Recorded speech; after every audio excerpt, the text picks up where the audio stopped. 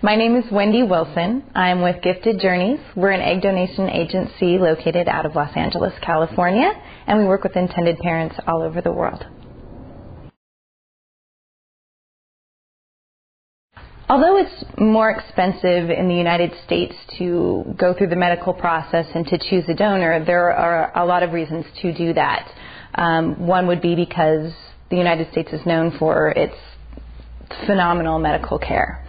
Additionally, you have more choices of donors. You have the choice of whether or not you want to meet your donor. You have various ethnicities all in one specific agency, instead of having to just really choose one particular race, which is oftentimes the case with other countries. The countries we work with the most outside of the United States, of course, would probably be Australia, the UK, Asia, China, Japan, and Korea the most. We also work with couples from France, and probably the percentage of out-of-country donations would be about 10 to 15%. If your English isn't very good, our agency will offer a translation service for you.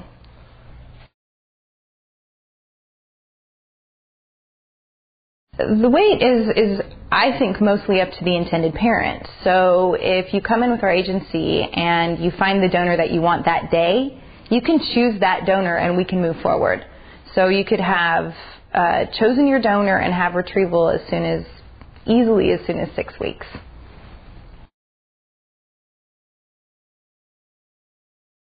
The information that intended parents get from their donors at this point is pretty extensive. Their medical history, including screenings with a geneticist. We get everything about their physical features, so their hair color, their eye color, and in addition to all of this, of course, they get photographs. So we ask for photographs from childhood all the way through current. They will get height, weight, education background, pretty much anything that somebody would want to know about their donor, they can get the information for.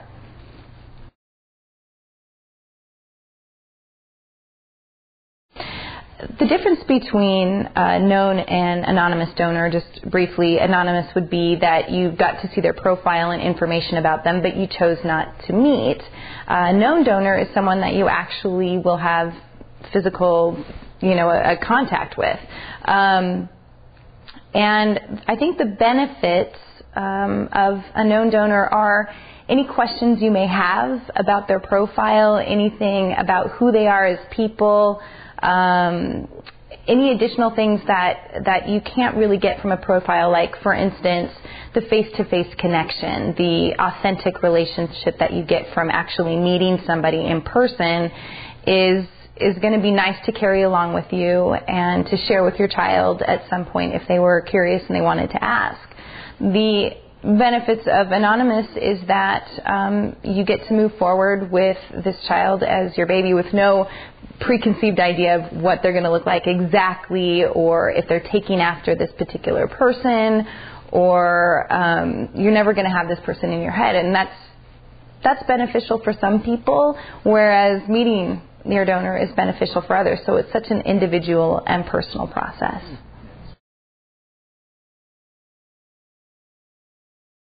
How I would suggest that an intended parent choose a donor would be what's most important to them. So if what's most important to them, hair color and eye color, or a similar ethnic background, or an education, or something else that they relate to, then how I would help them narrow their choice is find maybe the top 2 or 3 things that are most important, and then find those donors, give them a list of the donors that fit the categories that they want, and see if there's somebody in there that they would like to move forward with.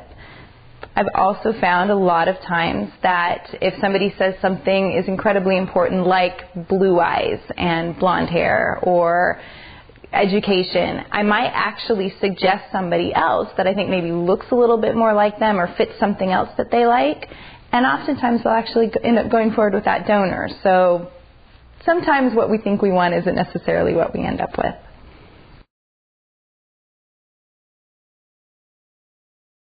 All right, so you've chosen your donor, and the next step is, once you've let our agency know which donor you've chosen, what we're going to do is have your donor make sure that she's genetically screened, make sure she's psychologically screened, contact all of the attorneys involved for you so that we can facilitate the contracts and get everything moving.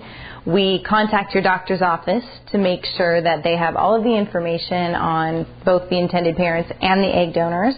Then at that point, we set up your donor's initial screening. This all happens relatively quickly. This can all happen within a 2-week period of time.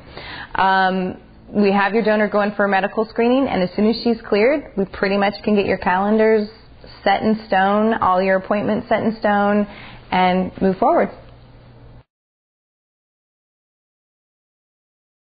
At any given time, we have between 400 and 500 donors. And I know that there are some places that have many more, 1,500, 2,000 plus, but we feel strongly that we like to stay in contact and have a personal and authentic relationship with each one of our donors.